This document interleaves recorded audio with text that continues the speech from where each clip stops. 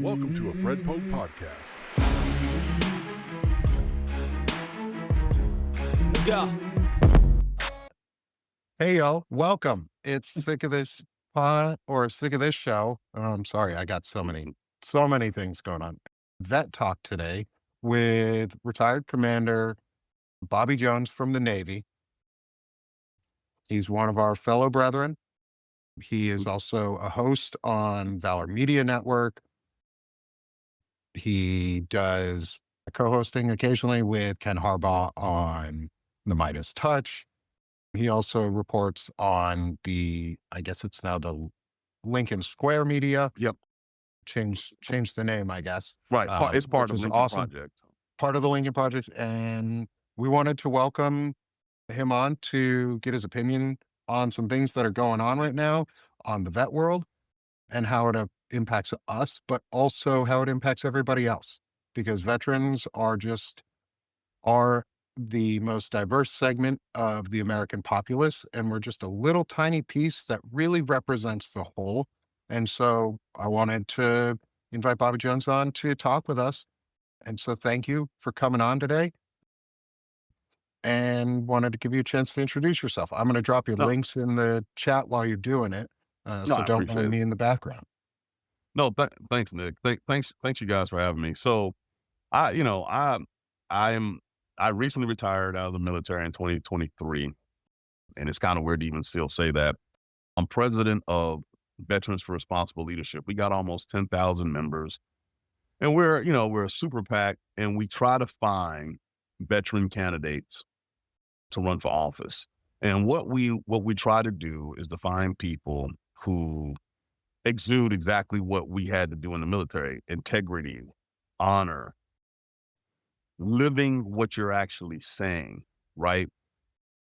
And the reason this was started by my classmate, my Naval Academy classmate, Dan Barkoff, a former SEAL, Navy SEAL, and now trauma room surgeon. He just looked around as someone who grew up in Massachusetts in the Maine area. He was a, classic conservative growing up, and he saw when President Trump came on the scene, he could not believe what he was seeing. Right. And there are a lot of people who are in that grouping where they were classic conservative, even Bush conservatives. I'm in Georgia, so I'm surrounded by it. And they're like, what the hell has happened in the last decade? Well, as we started seeing the effects of what's now being, just called Maga, originally the United States military was shielded pretty well. And then by definition, the veterans community. So Mattis, when he was SecDef, when Trump came in, did a good job of trying to stonewall that. And then, Milley did the same thing. But what we're seeing right now, and this is kind of the crux of why I'm glad y'all brought me on, the policies and the indoctrination that is taking place in America is more amplified when dealing with the Department of Defense, the active duty guys, and you better believe the veteran community.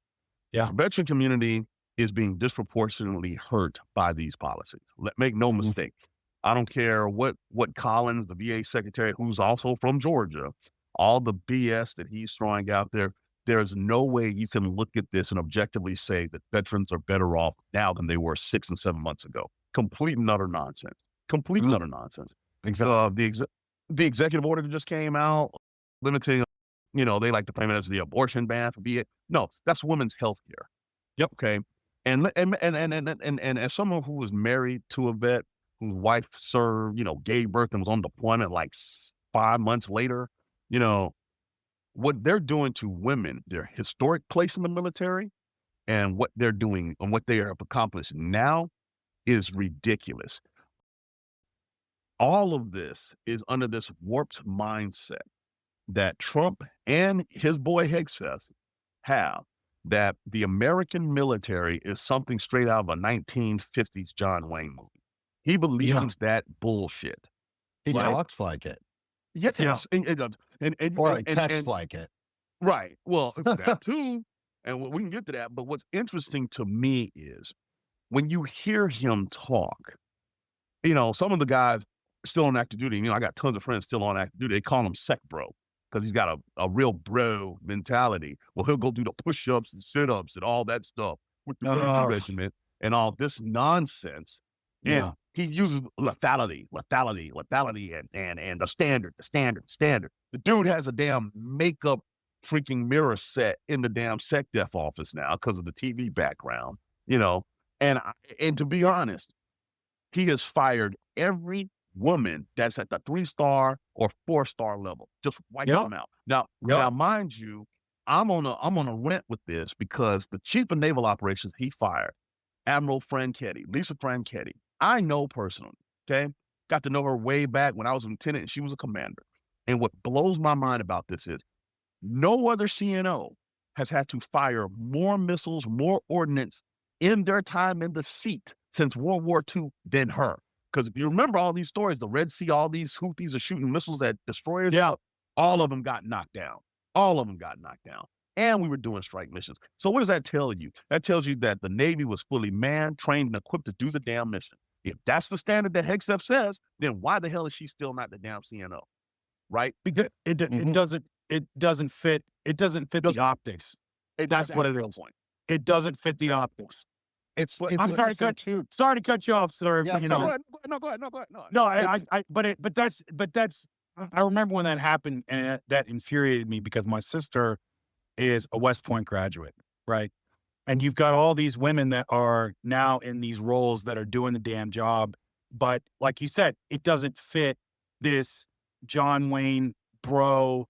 Like, let me look at me and do push-ups. It's like, you know what crippled the Russian military advance in Ukraine was decades of corruption where they weren't doing basic maintenance that got signed off. When the joke is that if it's military grade, it breaks down faster. You have Humvees and you don't have enough mechanics in the motor pool to fix them. That's what it's when it's There it is. you're not Or you're you not have- going to or shoot you down have- missiles from a Houthi because you can do 70 push-ups. Yeah. Okay. Or you have jets falling off of naval carriers into the ocean, into the fucking ocean. Twice. I mean, Who? it's unbelievable. Like if I had put a nickel on the idea, like betting that a naval carrier would drop a fucking fighter jet into the ocean, I would now have 10 cents, and that's 10 cents too fucking much. Like, I what? 100% agree. Our Navy, which I was being a former U.S. Marine, I was part of that department. Mm-hmm. I would have never freaking. I mean, you're talking about a naval tradition who kept the USS. If you guys, the USS Cole, that kept it afloat, right? And they're losing planes in the ocean. Yep. Come on, man. It's mind-boggling to me what is now the standard. Going back to what you said, my fellow devil dog here, you hit it. The Russian advance stopped because they had dried out, rotted out tires on their goddamn mechs. They had all these things happening because they could not maintain a force. They lived off a projected reputation. I remember when Ted Cruz, that paradigm of masculinity, when he tweeted out a video of the Russians, and the black and white stuff, and they were muscular and they would do push-ups, sit-ups, and then he put it next to a video of a specialist, an army specialist that had 2 moms. He's like, who do you think is going to win the next war? And that was right before this thing kicked off. Well, Ted, since you come back from Cancun or wherever the hell you go in Texas in trouble, let's take a look at the results. They're getting their ass handed to them. You had Operation Spiderweb over there, which is one of the most tactically brilliant things we've seen since World War II. Brilliant. Right? But and guess what? There were women involved in that. Let me tell you something. I saw in the first week of that war that happened with Ukraine, I don't know if anybody remembers, you had a female member of their parliament that was an Olympic biathlon member who, that means they ski and shoot, sitting there with a yellow and blue scarf, tied it on her head, and got on a rooftop and became a sniper and was killing Russians. Yep. Straight up killing them. And I'm sitting there like, that is the coldest thing I have ever seen. And then you want to talk about this. one of the most successful snipers in history is a freaking Russian. Soviet freaking female Russian. And I'm literally saying to myself, does he not understand that the original, quote, DEI organization of America is its military? When the Yeah. American Revolution kicked off, they had to take everybody and anybody who wanted to be a piece of this. Not because they were doing the right thing. They had no goddamn choice. Washington didn't want blacks in the what you call it at first. They had no choice. Washington didn't want women on the front lines dragging dudes away and treating them. He had no choice. There was no one else. It was necessity. It was a force of necessity. Florence Nightingale is a thing because the Army literally they didn't even plan for this because they didn't think it was going to be as bloody as it was. And there was Florence Nightingale in the American Civil War that said, oh, all right, I need to do this, and got the money, the trained nurses, everything, the logistics, and that's why they called her the angel. That's why there's Florence Nightingale syndrome is a thing, because this was the woman that coordinated pulling troops out of the battlefield, right? Like basically caring for them, because that infrastructure didn't exist. No, the Army didn't plan for that. They built the plane as they flew it, and the architects were women. This is why my mind races when I see every time he gets on camera and he goes out of his way to erase the history they tried to erase when they first came in, just wiping out websites, Tuskegee Airmen, Waves, Wags, all these people, the freaking 442nd Combat Regiment of Japanese Americans, who, by the way, as a unit, is the most combat effective unit in American military history. The guys that you interned in a the NISA. you know what I'm saying? These jokers had over 900 Purple Hearts and 21 damn medals of honor. Denied their Congressional Medal of Honors until Bill Clinton restored them. They're scrubbing websites. Denied Congressional Medal of Honors until Bill Clinton restored them. What I don't understand, what I didn't understand initially, but I get now, why did he pick Hegseth? Now, granted, Hegseth lobbied for that job for years on Fox News' B team on the weekend. I get it. But here's the thing. Trump looks at Hegseth as the person that he could have been when because, he dies a draft. Hegseth and him have the exact same backgrounds, though, right? They got into elite schools because of mommy and daddy. Hegseth goes and serves. He turns down the West Point appointment because he didn't want that full immersion. It goes to Princeton. Both of them married 3 times. Both of them cheated on their women all the time. Both of them accused of sexual assault. All of these things line up. And he thinks that Hegseth is a younger version of him. He's the son that he wished Junior and freaking Eric were, which is why he tolerates all this. I'm dead serious. It makes total sense. I'm tracking, bro. Right? I'm tracking what you put down.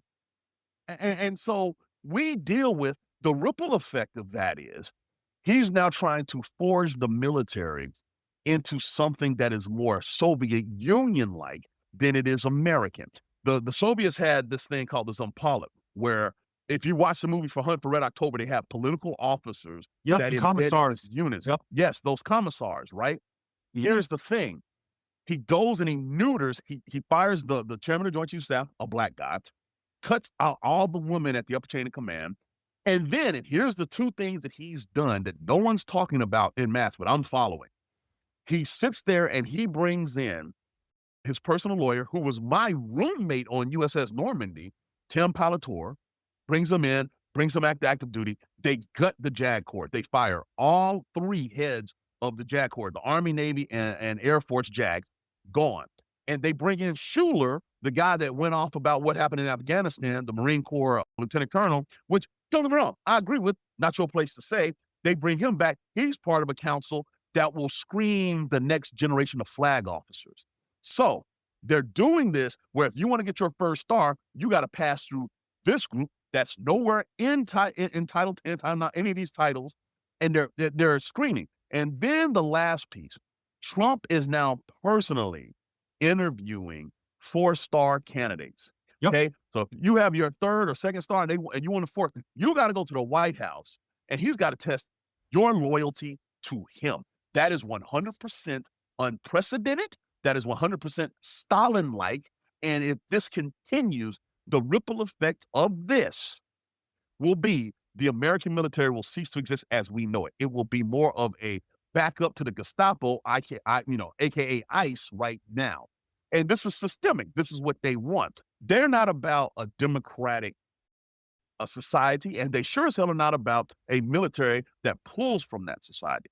They want an enforcement arm to do what they want. And it is counter to the oath that every damn last one of us took, because nowhere in the Constitution do they say that these things should be happening. All right, now I'm off my rant, but that's No, what's hey, happening. No, that was a good rant. Oh, it Thanks, was. Adam. I'll give you this too, backing up about whether I give a damn. Like, as a former Marine reservist and infantryman, whether I give a shit about what color a person is or what gender they are or whether they're trans or whatever. Because this is what I would have. So I'm gonna get deployed. I gotta go get my gear. I want my gear to work. So supply needs to be on point with issuing me my gear. I want my rifle to shoot where I'm aiming. So that means the armor has got to be on point. The ammo's got to be effective. It's got to work, right?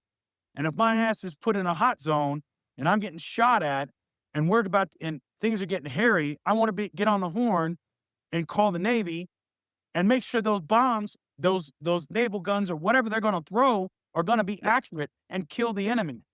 Yep. If I have to call in an FPF, a final protective fire, well, that's where you send everything, right? Like everything's going down range. I don't care who's in the seat. I want a woman like Tammy Duckworth, who's a senator, Yep. who flew into hell to pull soldiers out of harm's way, and who lost limbs. And I just talked to Walter Ryan. He's a author and writer that we've spoken to a couple times just a little bit ago. And one of the things that he put out there was that he put out in a note was that if you exclude women from hiring, you cannot hire the best. You can never hire the best. Never, because you never. never include the full scope of competition, which makes everybody better. Everybody's better because we're all included in that conversation. It's something where this is the cruel irony and comedy to me about this whole situation with Hegseth and Trump talking about anti-DEI, blah, blah. They are the ultimate version of the DEI that they talk about. Yep. These jokers have all failed up. I have never seen, let me tell you something. I'm a black guy that was born and raised in Metro Atlanta, Georgia, right? If my black ass would have assaulted people sexually, if I had been bankrupt 6 times, if I had bankrupt 5 casinos, if I had done any of this stuff, if I had been anywhere near Jeffrey Epstein, there's no way that I would be president of the United States. Period. Nope. Hell, I wouldn't be the manager of a 7-Eleven. There's no way you would have finished out your naval career. Right? It's done. They would have kicked you down to fucking man. Whatever the lowest Navy rank. I forget what you guys. Look. I graduated dead last in my Naval Academy class, so they almost did it anyway, and I was a good guy. I was just trying to make it. So here's the thing, and it's kind of funny. I see Lisa. She asked a question, and I'm really want to dig into this too. You know, we as veterans, right? We know better. We know better. Whether you deployed 8, 9, 10, 12 times, or whether you just did your one hit and you got out, you have been put in areas and situations with people from all backgrounds. And you had to judge and deal with them as the individual person. This mindset that this guy looks a certain way, square jaw, blue eyed, this guy, that's enough, is bullshit. Because I had a senior chief say this to me one time. He goes, everybody's talking tough. But he goes, when those digital bullets you see on screen become analog in real life, we're going to see who's about that life. Period. You need to find people like that. Lisa asked the question, and it's kind of in the vein of what we're talking about. What do I think of when I see flags that are flown upside down in protest? I have gone back and forth on this. And so I've come up with this thing. It's two things. If you're a civilian, you want to do that, that's fine. But as a veteran, I personally think you should not do that. And here is why. Because you have worn the nation's cloth. You will be buried in that cloth. You have the right to wear that flag properly, even if you don't agree with it, because you earned it. You paid for it, right? And when people see veterans protesting, which is starting to happen in much larger numbers here, okay? The No Kings protest had a ton of vets. I was out there. I was out When there. There was yeah, all out there. yeah, well, look, when people see veterans sitting there saying this is some bullshit, people pause. They pause, they pause, they pause because they know at some point in your life, you were willing to die for this thing called America, regardless of what your political position. So you listen. Now, the thing about it is, when I see flags and I see people doing the protesting and stuff, that is one piece. But my concern has now moved into this other side with the administration that we kind of talked about before we got on air. We have a problem with homeless vets, Yep. right? Vets transitioning out of the service and them being abandoned. The executive order that Trump signed about homelessness, I don't know if you guys in chat land have seen this. This man is like, hey, get all your homeless off the street, just sweep them away. Just sweep them away. A disproportionate number of those people are vets, number one. Number two, you have shrunk all these veteran affairs health benefits. Women, the whole thing about the abortion thing that just came out, Yep. completely unsat. That's unsat, right? But Yep. on top of that, the reduction of people, we are already seeing that there are about 6 or 7 that I know of VA clinics that will be closing based on the bill that just passed, based on the fact that Medicaid is going to be reduced. There is this cumulative effect that's going to happen to the American population, but it will disproportionately affect veterans the most. The most, okay? It's not something that I'm proud of to sit there and say that the commander-in-chief is signing off on that. He's got freaking Secretary Collins, another Georgia boy, dancing and saying everything's going to be great. Biden accounted for 60,000 additional VA employees because they saw the backlog. Because think about it like this, people. Yep. We just fought the longest war in American history. A generational war. A generational war. I commissioned in May of 2001, 109 days after President Bush came out of Plum and 9/11 happened. I retired in 2023. Matter of fact, I was in the Middle East during the Afghanistan evacuation in 2021 as a commanding officer of a task force. My entire career was the global war on terrorism. Do you not think that that huge number of people who have served are not going to need services? Okay, not going to need this. And here's the thing, too, because I talked to some of my classmates about this. No one's they've talked about plans for years to do something for the GWAT Veterans of Memorial in D.C. I haven't heard shit about it. I've heard about this damn ballroom that's being added to the White House, but I ain't heard about any recognition of the longest war in American history being fought and the veterans that served in it. So I don't. instead, Don't worry. Instead, what we're getting, No. Don't worry. What he'll do is he'll put the memorial in the ballroom with his picture on it, where he's, like, Yep. and he'll be President Trump won the GWAT is what he'll put. He'll take credit for that too. Or he'll He'll put take the credit for plaque that too. he'll put the plaque in the bathroom next to the one that they still haven't put up for the officers on January 6th. Next to the Like classified, Johnson all is the just fucking classified just documents. Yep. He'll put it next to the In the bathroom. classified documents. Yeah. All the Yeah, I mean, boxes of fucking documents. It is absolutely horrendous to watch what is happening. And here's the thing, I get this all the time. Well, you veterans, 60%, you guys voted for them, blah, blah, blah, blah. I go, I've had to break this down for people a lot. I go, 2 things that you need to take into account. For the longest time, the GOP had always branded themselves as the one that cares about the military, right? Yep.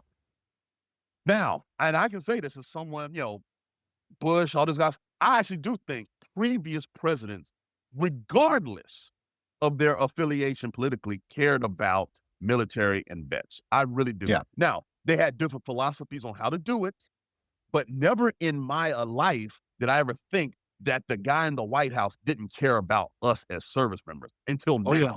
Until now. Okay. That's number one. Number 2, if you took a poll today, you're going to get a lot different number.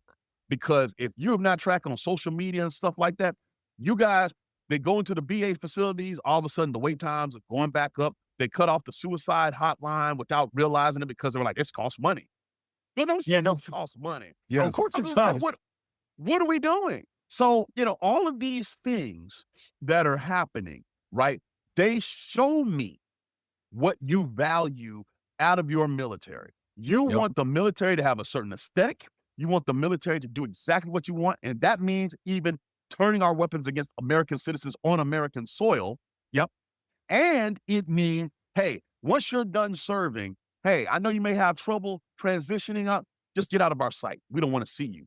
The whole thing about the Army parade, he didn't want to see any disabled vets in that Nope. parade.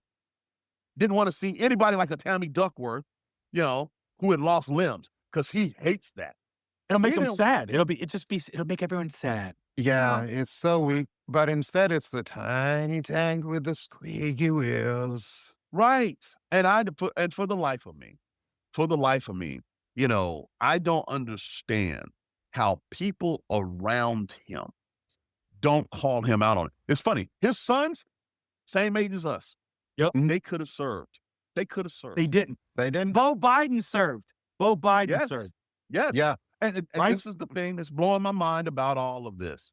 You cannot sit there and say that you're a great commander in chief without being able to lead by example.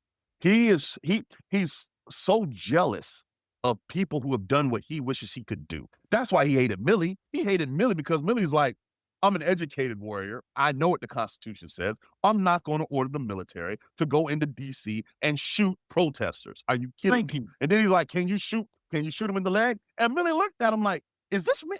He thought he was in the Twilight Zone. Mm. And so I want to point out real quick for all the non-veterans of the audience, because I got to be honest with you, Bobby. You kind of triggered me a little bit. When a commanding officer says unsat, it's just it's like that's the worst thing you could ever hear from your commanding officer. It's like you can hear you're a piece of shit. You can hear all that. You just roll off your back. But if he looks at you and he says you're unfreaking sat, Yep. it's unsatisfactory. That's short for unsatisfactory. You're not It meeting is. the standard. It is the worst thing you could hear. I got that was said in to the me a army. lot. I was in the army, and we didn't say unsat. Oh, People we didn't hear say we that. heard it. We But- in the naval service. Oh, and the Navy and the Marines, that is unfreaking our- sat Marine. It's like- Our favorite phrase was, "It would behoove you." Oh, to yeah, do yeah, this. yeah. That's That the was the- E9. that was You the got to be E9 to say behoove. Yep. Yeah, Right. You gotta have That's the key. It's just, Yeah. it would behoove you to do this. And you're like, yep, I'm fucking on that. Or if you you had gotta that have a sham little shield. bit of salt on your shoulder for the behoove thing. Like you yeah. can hear it. You can hear it. You're gonna unfuck yourself. Or you're gonna. That's That- fine. But when you hear Unfuck yourself, unsat, it's soldier. like, hey Marine, it's unsat. You're like, oh man, I really missed out. yeah, no, I mean, I'm seriously. just- shoot. I can't come up with another term to describe But that's what it is. what we're seeing. So, What- so what- here's a question. Here's a question for you, because Golden Mean asked a really good question in the chat. And I partially know the answer to this because officers take an oath, from my understanding, to stay apolitical, because it's part of our tradition as the military Mhm. across the board. My dad is a retired colonel. Like Mhm. I learned from an early age that even though my dad had political views, they were personal. He didn't espouse them. He Bingo. didn't talk about Bingo. them. And yet now we're seeing that. So one of the question in the chat was actually, where is Millie? My question Right. is it time for retired officers such as yourself Mhm. or generals or admirals of any sort, or the most senior, to come out and start being a little political, because they have unpoliticized the military? And I want Right. to, yeah. So No, what do you I think on that? these are very valid points. So let's give you some history real quick. Enlisted officers, we take two different oaths. When you enlist, that oath says to obey the orders of the President of the United States and the officers appointed above me. All right. But as an officer, the clause about the president is removed. It just says, I will faithfully execute the duties of the officer, which I'm about to go to. Nothing about the president, because from day one, the officers were supposed to be the fail-safe against a tyrannical commander-in-chief. That's number one. Okay. Number two, when Washington surrendered his sword at the end of the Revolution in Annapolis, right? And they still have all that stuff up there because the State House and stuff's there, and went back to Mount Vernon. He did that on purpose, not knowing that he was going to be president, but to separate the military from the political process. This was by design. Again, from day one. What we're seeing is Trump is trying to pull those things together and say, for you to be in the military, you have to be politically aligned with me, which has never before happened. Now, to get to what you guys were asking about as far as where are the retired, generals and admirals, you have to understand for generations, you were taught that as officers, even as retired, you don't really espouse your political views. That has changed in the last 50 years where, you'll see someone run for office, this, that, and the other. But especially as someone who's an admiral's aide, especially when you're an admiral or general, you go out of your way not to influence anything with your commentary on what's happening currently because people will respect your opinion, right? So when you look at someone like a James Stradbridis who's on TV, he writes books. These guys are very careful historically not to. But Admiral Stradbridis has started to change. The awakening is happening. Yeah. Okay. And you're going to see more, in my humble opinion, you're going to see more retired flag officers verbally come out and say something because they realize the danger. And it's not even from just the social aspect of the United States and what we say we want. It's from the alliances that we spent 80 years after World War II building. It's from the actual state of operation to keep America secure. The things that they are doing is making America less safe. Full stop.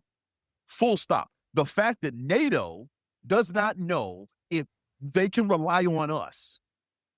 The fact that we have abdicated leadership of NATO to France. Let that marinate for a second. France is now calling the shots in NATO. Historically we said we don't retreating, always retreating. Hey, France. stop that. Stop that. I'm French. I'm French. I get to say that. I'm half French. I get to say that. We were treated a lot, except for Napoleon. Napoleon fucking. Oh, yeah, no. We're the country that did the Berlin airlift. Okay. Like that was us. All right. We're supposed to lead the way on NATO. And we've gotten rid of that. Saved our asses. Yeah, because you have a pedophile, and let's call it what it is, as a commander in chief in the White House that wants to, bend over for Putin, right? And doesn't want to and hold the line with the brave men and women in Ukraine who are upholding Western civilization, democracy, right now. Have you guys noticed his interaction with Russia? So, last night, yes, broke overnight saying, hey, Putin and him are going to meet. All right.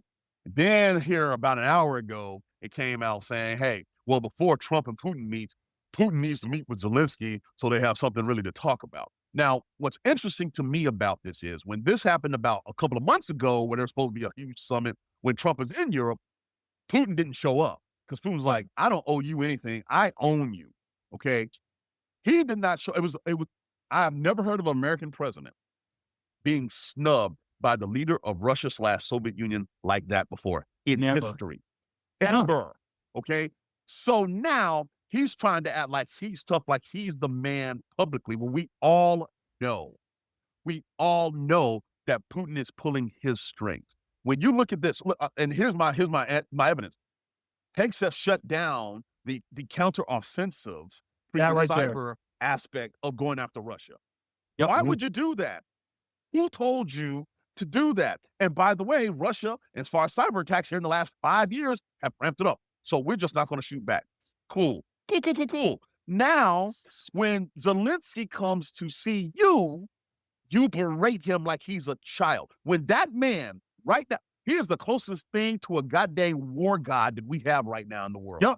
Because look, Zelensky was a comedian. He was the Jon Stewart of Ukraine. And he did a show where he acted like he was president and they actually elected him. He had no idea that Russia was going to do what they did. But you know what? You know how history picks people that you never expect to be leaders? They just happen to be there. Zelensky is this generation's version of it. He could have ran. He said, I'm not going anywhere. His wife said, me and the kids are staying. When that happened, I was like, this dude's about that life. He said when the U.S. offered to get him out and have a government in exile, he said, I don't need a ride. I need bullets. I need ammunition. Bingo. Bingo. And those of us that have dealt with Ukraine's military and stuff like that, this is not a shock. The brainstem of the Soviet Union's military was the Ukrainians.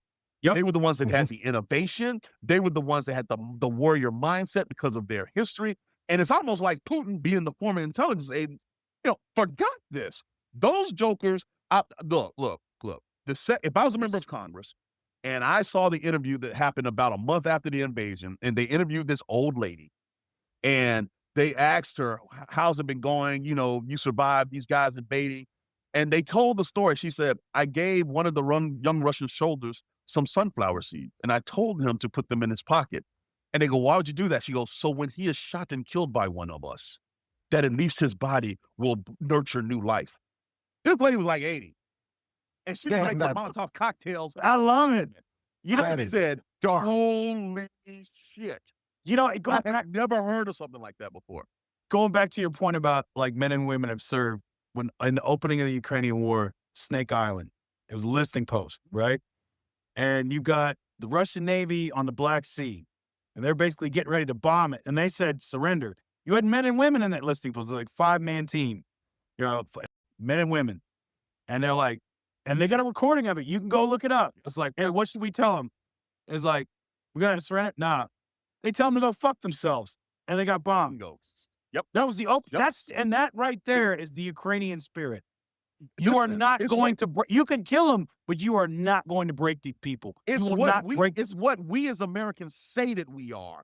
Yes. Doing. Yes. That's the thing. That is the thing. And if I'm a member of Congress and I heard that recording, because I remember when that happened, it was chilling to me. Like, oh yeah. My wife had to calm me down. I was like, I'm going to go join their Foreign Legion. I can't have this. I'm just I'm like, I can't have this. I can't have it. She was like, no. But here's my thing. Congress, I would have played that recording. Every member of Congress would be like, if you don't give them everything they need, and it's those older members of Congress that have been there forever, McConnell and Schumer and stuff. You were there in the 90s. You know what this is about.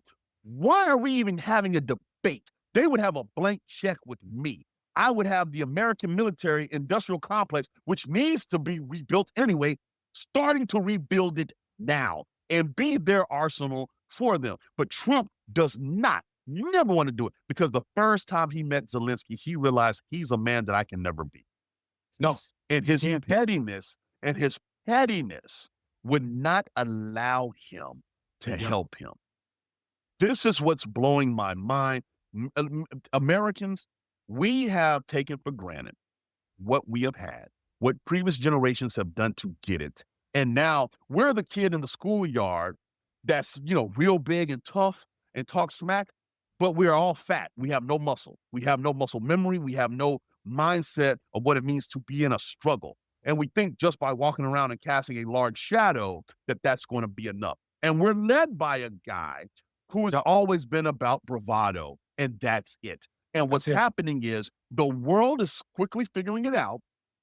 And you see the one country that has been quiet, the one country that Trump talks this noise and backs up quicker than with Russia, China. They're everything. And they're sitting there looking at the West. They're looking at the United States. They've been looking at Russia, and they're just taking notes. They didn't say anything when we bombed Iran with the bombers, the B-2 bombers. They didn't say anything when we sat there and started doing the trade tariffs. When he came after China with the tariffs, China's like, we will match it, and we are willing to endure whatever it takes. I was like, you do not want to mess with this country in this sphere right now. And yet, here we are, still dealing with it. I'll tell you what about China. So my school, I went to ETSU, East Tennessee State University. Yep. My graduate coordinator, Dr. Nkavich, he's a China expert and a Russian expert, right? So that's how I got educated on Ukraine, is that was sort of like my sub-study when I was in grad school. So he had partnered with a lot of Chinese universities for a long time. So we had a sizable, for our regional university, Chinese population. And this is like Obama, we're talking 2012, 2013. Yep. Something was going on with China at the time where the U.S. was like we weren't getting along for something. It was something. I can't remember what exactly it was. So we had about 100 exchange students from China on campus. Mm-hmm. The moment the U.S. was wagging their finger at China, the next day, protest by China, anti-U.S. protest. All the Chinese students were out protesting Wow. on our Wow. campus quad. It was just all of a sudden, it was like, you might see if one or two of them here and there, going to class, da da da da. Yep. Unless you were like me and you were like in the international, because like, like he took trips over there and I would help him kind of like organize that and everything else. And, and so, but you meet a few of them here and there, right? Or we'd have a guest Mhm. speaker come to class from China who's a visiting professor, and, so, but all of a sudden it's like, here's like 120, just Yep. like that. Out of nowhere. And that taught me, I was like, oh, and I mean, you're talking like, you think we're nationalistic? No, This is the point. no, Here's the point. no. And here's the thing too, right? Let me ask y'all a question. Let's say something went sideways, and next week we're on the precipice of World War III. Yeah. Do you think the current chain of command, that includes the President of the United States, Vice President of the United States over here, the Secretary of Defense, the Undersecretary of the Defense, some of the Chief of Staff, I don't even know if they fill that position because no one wants to work for XF. Do you have confidence in their ability to lead the United States and our allies in the next great conflict? It's a very simple question. No. Okay. Very simple This- answer. No. This is what's interesting to me because everybody keeps looking at this thing in a political lens, right? Yep. But when you look at this thing called the Constitution of the United States, Article 2, it tells you exactly what the president's supposed to do. And the first goddamn thing is he's supposed to secure the country. The commander-in-chief role is the primary role, right? He turned this election into the economy and this and that, which I get America, but y'all got to understand the goal of the president is to be able to unify the country to protect it. When the Constitution was written, they were still wondering if this experiment was going to work, and they knew they had to protect the country. And less than 30 years after they started signing up, they're at war again. Okay, understand his primary job. I do not believe he could execute. No, any shape, form, fashion. I see someone say he'll just push the red buttons. Well, allegedly he has a red button in the White House that he pushes and they bring a Diet Coke. I don't know. He might push that. He probably push that one first. That'd be all right. He might push that one first, like. And it's funny, Morgan, you're sitting there, I'm looking at some of these chat comments. Morgan, you're saying it's going to get bad before midterm. I 100% agree. And there's a reason for this, y'all. It's going to get worse before midterms because they realize there's a ticking clock. The finish line is midterms. They expect to lose the House, which is why they're trying to do that crap in Texas with the re-gerrymandering, right? But they expect to lose the House. Trump is hoping, though, that he can possibly keep the majority because I tell you right now, I think the Democrats, along with some Republicans who are waking up from this fever dream, I think they will try to impeach him in the second half of it. Or at least have these committees and run investigations and just bury him with that. And I mean, you were at a high level in the Navy. You understand, Mhm. I mean, the logistics in the Navy are insane. They're mind-boggling, right? Yep. And here's more than just and warfare is more than just pulling a trigger, push the button, lobbing rounds down range. It's about logistics. Logistics wins wars. It always has. All throughout history, logistics wins wars. And so look at what they're doing with the ice raids to our food supply, our trade partners, our allies. If we went to war tomorrow, right? And chances are we'd be on the wrong side of the World War III, but let's not get into that. Let's just say for some, like, we go to war and we're on a war footing. Do you think that this administration could feed the populace and feed the war fighters? Do you think they could ramp up? Do you think they could outfit all the equipment that's necessary to go on a war footing, potentially on multiple fronts? Do you think they could modernize the Do they have safety the systems? personnel because they fired these women and these people who are competent to actually run something on that scale? Because the man he fired from the chairman of the Joint Chiefs of Staff, let's make no mistake, they prepare for that scenario. That's all they do. They prepare for, hey, what happens if we get in a war with Canada? What happens if we have to fight a war in Europe and then we have to invade China? What happens if there's a war in Australia where we have to establish a Yep. beachhead in northern Yep. Australia? The amount of things that these people are ready to do, where they know which fleet to move and how to do this and how to do that, you don't get that from sitting in a makeup chair and doing freaking push-ups. It doesn't So happen. not only are you 100% right, this is the final point that I'll make on all of this. When I was getting ready to go to my command tour, like Yeah. I was in charge of a Riverine squadron. We deployed to 5 different time zones at the same time around the world, guarding stuff so the USS Cole incident doesn't happen again. Straits of Hormuz, freaking Guam, you name it, we go, right? Panama Canal. When you go through the pipeline for commanding officer school in the Navy, they get other future COs with you from all the communities. So in my group, my year group, I had a commanding officer of DEB, the prospective commanding officer of the Navy SEAL team that everybody hears Wow. these legends about, right? And we were talking about leaderships and strategies and all this kind of stuff. And he sat back and listened the entire time. I'll never forget this as long as I live. I'm sitting right next to him. And at the very end of class, he's like, I don't understand a lot of you guys. And I was kind of looking at him. Now, mind you, to get selected for command, you have to do pretty goddamn well. Now, so these are not chumps that he's talking to. He goes, y'all are overcomplicating things. He goes, in my world, I think of 3 things: people, programs, processes. Whether it's a squad or we're talking about the entire national security. If you think about those 3 things, if they are aligned, you can execute and do whatever. And so I've never forgot that. And so when I look at what Trump's people, he has fired career people that have institutional knowledge, both in the Department of Defense, the CDC, all these various aspects of the government. He told them, he doged them, buy, get out, go to the private sector. What he has is a self-inflicted brain drain. That's the number one thing that I will talk about. People, when you look at programs, the programs that he is gutting financially and with that brain drain, from FEMA to DOD parts of aspect to all of these domestic things that support the home front to make sure it's robust and can handle things that are out of the ordinary, like war. He's gutted financially and with those same people I just mentioned. And then processes. He tries to run and rule things by executive order, or he just ignores the judiciary branch when they say, hey, you can't do this. He's like, fine, I'm going to do it anyway. He's Andrew Jacksoning a lot of stuff. So he has no process. And on top of all this, there's no national security strategy. There's supposed to be one coming out. Hadn't seen it. So we don't even know what his priorities are as a president of the United States, commander-in-chief, head of the United States.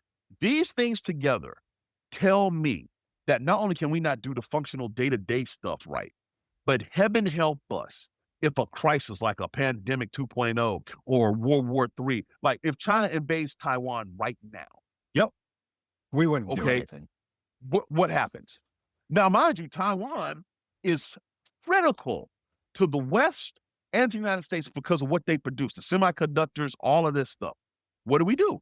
If Putin goes into Moldova while we're focused on Ukraine, because that's the next nation over, because he wants more living space like Hitler did, what do we do?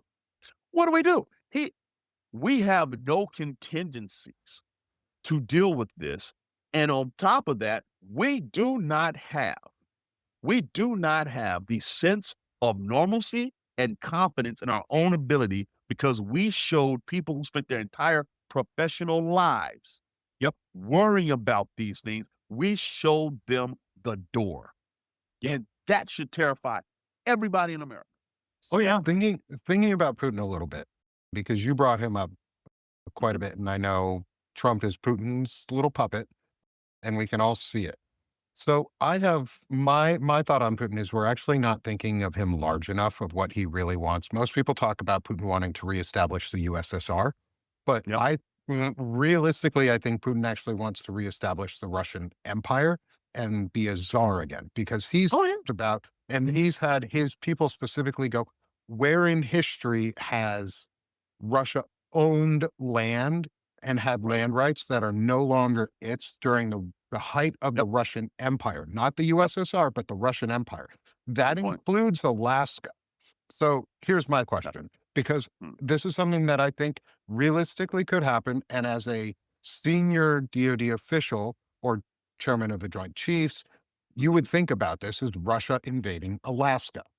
Mm. What happens, do you think, if the US has an invasion of some sort like that in one of our non-continental, like Yep. contiguous states, such as Alaska or Hawaii? What do you think might happen or be an I think issue? I don't think they'd invade him. I think he'd just sell it back to him. You know, he'd Huh. say he. Yes, in I crypto, think he but would. in I but think he'd in say crypto only. there's too much. There's too much debt. You know, the Democrats ran it up, so we'll just sell them back Alaska because Putin has a good point about But looking at but it I has to be in Trump coin, and it's only going to be I worth think 20 cents. I think if that scenario happened, we'd go to war with Russia because the American population would not tolerate it. Would not tolerate it. And because you got to remember something here. In the entire history of our country, what territory have we gained that was forcibly taken back? So you're going to be the first president in the history to lose American territory. And we ain't talking territory, we're talking about a state. People forget that. Part of the reason Alaska and Hawaii were not states for the longest time, they were territories, was because of their extreme locations. And people like, that's a buffer between Russia. That gives us a place in the Pacific. Do we really want to? But here's the thing, Pearl Harbor changed that for Hawaii, and the Aleutian Islands changed it for Alaska, where they're like, these people died. They're now citizens. They're now American states. That's what changed. People kind of forget that. Oh Here's yeah. my thing. I honestly think that we would fight, but here's where things would get complicated. Would NATO join us? See, people need to understand how NATO operates. We have these articles, right? Article 4 talks about if there's internal dispute between the alliances, how they're supposed to figure it out. But Article 5 is the collective self-defense clause, where if one nation in NATO is attacked, all the nations of NATO feel like they're attacked and they all fight. It's been activated one time in its existence, and that was right after 9/11. So all this trash that Trump has talked about, NATO not footing the bill, the United States is the only country that activated that defense clause, and all the other countries rolled to war with us, and they died. They died. And all they've heard from Trump since he's come back into the White House is, this is ridiculous. This is too expensive. Y'all need to give him money. He doesn't understand what I call blood equity. Yep. Right? Blood Yep. equity. And so now what you're dealing with is, if we are attacked, whether it's Alaska, Hawaii, Guam, I don't care. The question I have is, will NATO roll with us because of how we have treated them since he's come back into the White House? We fired our military liaison to NATO, who, because she was a she, despite her being a Harvard graduate, MIT graduate, despite her being president of the Naval War College and as a warrior thinker, we fired her, and she was liked. We have gone out of our way to piss off supposedly our closest allies. And that's all fine and good when everything's going your way. But the second the Taiwan Strait is crossed, the second the Bering Strait is crossed near Alaska, what do we do then? What do we do? And do we And fracture the internally problem if is that happens?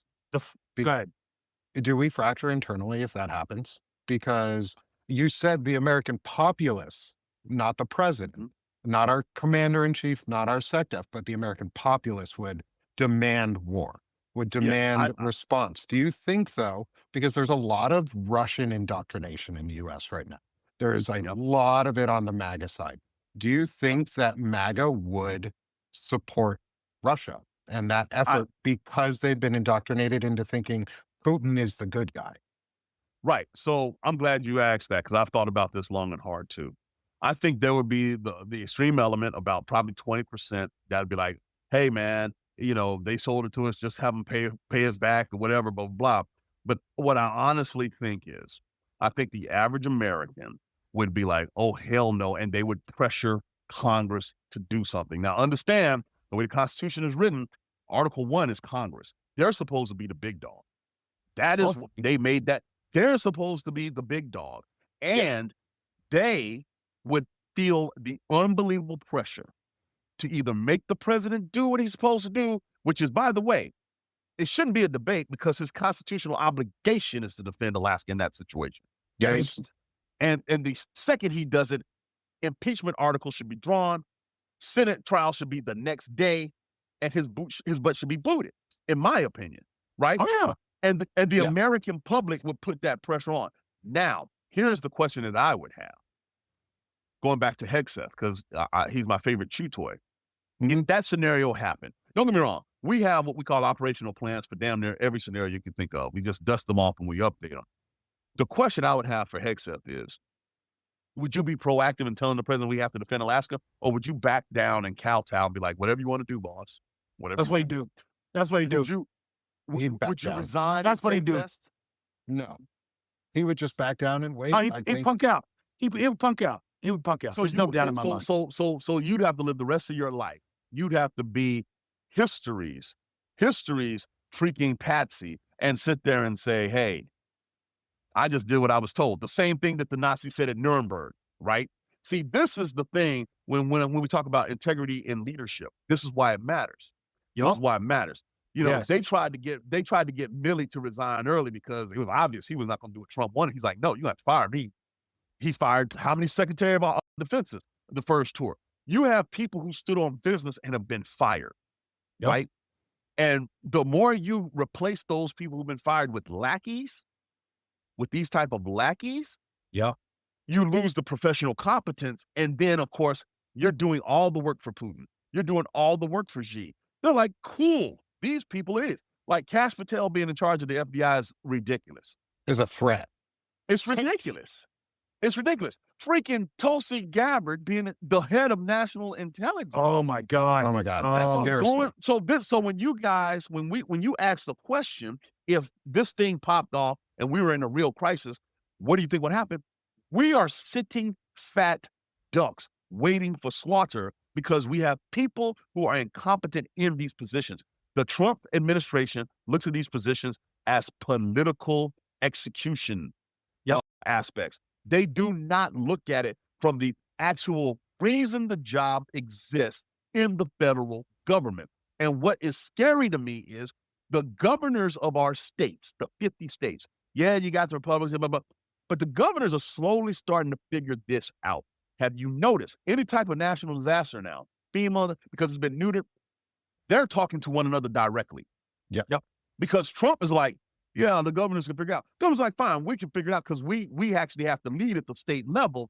But what blows my mind about this is he wants all of the freaking regalia of being in charge of the federal government, but does nothing the federal government's supposed to do. You cut NOAA, which is like the hurricane stuff. You cut freaking FEMA. You cut every institution that is supposed to be able to handle federal level crisis. Every last one of them have had a cut of some sort. And now states are having to make up for this. Well, guess what? The governor of Georgia will not be able to withstand a Russian invasion. No, the governor of Alaska will not be able to withstand Putin coming over the Bering Strait and like, we're taking it back now. Will these things happen? Probably not. But I guarantee you something else will here in the next 3 years of this guy's term, where we're all going to be like, oh my God, and look who we have in charge. Yeah. It's going to happen. Yeah. Historically speaking, every president has that one crisis where they are not the subject matter expert. They, through no fault of their own, may or may not be prepared to deal with it because it's unprecedented. And you have to think on the fly. And here's the thing, I don't have any sympathy for him because as junior officers, as senior NCOs, you know what I'm saying? We have to do it. Yeah, all the time. Do you think the Army first lieutenant that was walking around Afghanistan, you know, with these teams having to deal with tribal leaders and stuff like that, he didn't work for the State Department, but he had to be a goddamn ambassador. He wasn't a damn medical school graduate, but he had to be emergency triage when the time was right. I got no sympathy for these people. You wanted the position. And if you're not prepared to do it, then move the hell out the way and let those professionals that you fired back into the forefront. Even when I was in operations management for American Airlines, right? And I'm running, they used to have a place called Right Start, right? Theory being is like planes that go out on time before 9 a.m. tend to come back.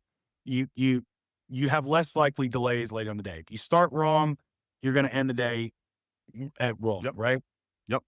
I'd have 30 to 40 flights. You're talking, I'm at Philadelphia International Airport, 16 crews, upwards of maybe 120 employees running at the same time. You're talking delays every minute is 10,000, like $11,000. They got some metric.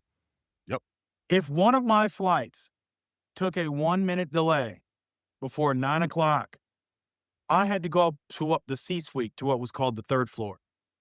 Every single executive, the vice president of operations, everybody was there. And we're talking 30 people in the room, Yep. the heads of every department. Nope. And they're looking at me going, so operations manager Frederick, why did flight 412 to Boston take a 3-minute delay at 8:51 this morning? Yeah. Yeah. And I have to answer that. I've had more Yep. responsibility in my aviation career than these That freaking people, you know. But they use that word accountability with you, though. That's a Yes. four-letter word in this administration. I was accountable for that. And it's like the flight crew's late, the catering's late, you know, the fueler's late, this, that. It's like, I was on the other end of the field handling this. You better get some answers. I'm about to say, before you- and yeah, I mean, that and $5 gets you a damn latte at Starbucks. Who cares? right. Because Yeah. your name is the one on it. And this is what has just infuriated me to no They end. hired me to do that job. That was when I was hired to do. We hired Trump to Right. do that job. Even if we didn't vote for him, we fucking hired him to do the job. So, He is supposed to report to us.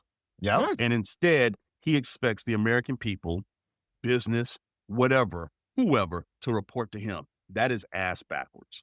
Yeah. Yes. Ass backwards. And if you don't want the burden of leadership, Don't be a leader. Don't do it. Office. It's like, you know, anytime I had a hard day, you know, it's like I was getting my ass kicked. It's like I had this one duty manager, he'd pull up and he'd say this to me. And I hated it, but I started to use it myself. He'd say, what's going on? I'm like, man, you know, I'm dead. He says, yeah. He goes, I want to tell you something. And I was like, what's that? You chose to do this. You could have done anything else. Yeah. Mhm. You could have done anything else, but you chose to do this. Yep. So suck it up. Look, man, to leave it, so because I know we run a long time. First, I just want to say thank you guys for having me. Dude, I But loved it. most importantly, I still have faith in America. I believe we have Me too. good people. But Yeah. let me, I'll tell this to anybody. Leadership matters. You know, Yes. I heard when I was a young ensign in the Navy, everybody wants to do leadership, be a leader until it's time to do leadership shit. Right. Mhm. And the reality of what we're dealing with is we are suffering from a crisis of leadership at Yes. various levels. When you look at Congress, lack of leadership. When you look at the president, lack of leadership. When you look at the Secretary of Defense, all around us, we're dealing with a lack of leadership in the American society. And what's going to happen is, because the world looks to us as the leader, de facto is spreading. We're seeing things fall apart. We're seeing leaders of other countries having to scramble to figure out how things are going to work. And we have no one to blame but ourselves. So we have to fix it. Exactly. I And- Go ahead. Jay. I think the thing that kills me, man, is it's like at my highest level in aviation, because I did more in aviation than I did in the military. I was a department head at LAX. I was over 700 employees. I was over 32 teams, you know, crew chiefs, over 250 flights a day. Like department heads, you name it, man. Yep. I was the ramp ops guy. I was the head of ramp operations for American Eagle. I wanted, my whole entire mission was not only leadership development, but making sure the guys that were doing the job had what they needed and they could do it in a safe manner. And I used to preach this is like, your job as the leader is to verify and support. That's really it. Because at a certain level, you can't do the job that all these guys can do. And what frustrates me is like, how the hell are you not backing up the people that are putting their lives on the line? Like not only in the military, but in the federal government that are I agree. supporting. I don't, and honestly, man, like that is the thing that will always baffle me with these people is like, why the hell are these people in charge? Why did we let this happen? because the people that gave, like you, that gave their career in the federal service. Both my parents were federal employees. My dad was in the National Weather Service. My mom not only worked for Naval Intelligence and FICPAC, but she worked for the VA. She worked for the Department of Forestry Service. Both of them retired. My sister was Presidential Management Fellowship. She was in Signal. She was a West Pointer. I'm the odd duck. I only did one stint, one stint as a reservist in the Marine Corps, and then I went in aviation. But Right. how the hell do you not get in this job and get that first intelligence briefing? And and you say, holy shit, how do you look I don't get it. I don't get service it. people in the eye and say, I don't get it. "Man," and not back them up? I'm going to go build a ballroom. It infuriates me. I mean, it just infuriates me. Yeah. Yeah. I'm going to go build a ballroom. There's veterans like homeless. $200 There's million. we have service personnel that don't have their needs met. Nope. You know, right now, like I don't like, that's the thing. It's one of those things, like I get it from an abstract level. Well, it's this and this, but on an emotional level, I don't get it. Like, you're fundamentally broken and you need to get the hell out of there. You And know? I think to wrap a bow on it and bring it back to something you said, Bobby, was about integrity and ethics again, back into what we're doing. And so we've been throwing around this slogan a little bit called RISE, which is restoring integrity, service, and ethics. And I I like that. Let me think write that down. I'll send you we even got a picture for it and everything. We're getting it out there because it's like you said, the two of the key ingredients of serving a community and being someone who is part of the service, which is the government. Government is a service. It is our service.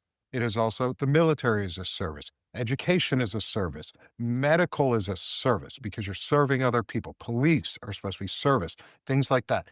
If you get into a service, you have to have integrity and you have to have ethics. And that's pretty much it. And if you don't have those, nobody trusts you. Nobody trusts or believes in you. And I think we're at a point where we've lost that. And we need to reestablish that as veterans to put ourselves out there and to break that stigma of veterans are MAGA, because we're not. Veterans are constitutionalists and Americans who care about each other and what happens to this damn country. I swore an oath to support and defend the Constitution above all else. Yep, that's it. That's what I'll do. Even in aviation, man, they told us this. They said, you can screw up, planes can get damaged, things can happen. But if you lie and you try to cover it up, that's your career. Because they can't trust you anymore. They can't trust you to be, how are they going to trust you with the operation? How are they going to trust you with all this stuff if you can't be honest about your failures and and it's just, and that's what I tell the guys is like, listen, and I saw guys get banged out that had 20 years, crew chiefs. Something would happen. They'd hit a plane, blah, blah, blah. And you have them on tape. And it's like, bro, you can't lie on a company investigation. Just be honest. You'll take a hit. And they wouldn't do it. And they would say, they'd lie. And it's like, they're showing the door. It's a 20 plus year career. One instance, they lie, gone. Instead of just saying, hey man, you didn't follow safety procedures. You screwed up. Just say that. Don't lie on a company investigation. That's the world we come from. And then the people that want to lead us. Right. That's how they act. Right. Come on. Right. Man. Trust me. Man, So, I literally keeps me up at night now. Yeah. So Bobby, to close it out, because I know we've gone long, even longer than we expected, but thank you for giving us this time today. We really hope to have you back again. Oh yeah. By all means, let me know. This was amazing. I want to make sure everybody knows where to find you. So please, if you could, let everybody know where they can find you today and close it out for us. I'm on Substack. Yeah, I'm on Substack at Nabshad, Nabshad. And I'm glad to see more veterans, being vocal. Like I tell people, it says something about you as an individual that at one point in your life, you decide to put on what I call the nation's cloth and said, I'll go. And because we live in a society now that's becoming more and more about the individual. And what has made America great has been our ability to come together and achieve a hell of a lot more, right? And so while we have leadership that has literally done its best to divide us, just divide, divide, divide, divide, divide, I believe it won't work because I believe in the American DNA. When you buy into this thing called America, you believe in achieving something greater than yourself. I turned There down it 50 is. something colleges and playing football to go to the Naval Academy because I want to do something more than just being about myself. My brother's an Air Force Academy grad. That's all we know, dude. That's all we know. And there are people who have the same mindset, but right now they feel like they're alone. And damn it, vets, we lead from the front. We always have. That's why we are the vets. We need to go help those people find their voice, stand on business, and be like, this country is great because of all of us, not because of some of us, not because of these people over here or these people are better. Bullshit. Every goddamn last one of us have contributed to this tapestry called America since the first days. And I'll be Oh, damned yeah. if I let anybody come in here and tell me, my kids, your kids, that, hey, you don't have as much value as somebody else because this person said something or this, that, and the No. other. Damn it. Do the American thing, get off your ass and stand up and be like, no, this is wrong. This is wrong. The stuff that we're seeing, Gestapo in the street and us telling every ally that went to war with us, you ain't shit anymore. This is wrong. That's not leadership. Hey, that Exactly. they only have themselves to blame because y'all made me stand up and take the Pledge of Allegiance. You told me we're all created equal. You told me that my entire Mhm. life. I believe it. So you So, made me this way. Go fuck yourself. That's what I'm doing. You so know. Yep. what we're going to, so like we always do, we're going to close it out because Bobby, damn, that was fucking inspiring. Is let's stop being sick of this shit and let's start going doing this shit. Please like and subscribe. It definitely helps me out. And if you want to see my face again, well, you kind of have to do it. Keep the faith, defend democracy, and I'll see you later.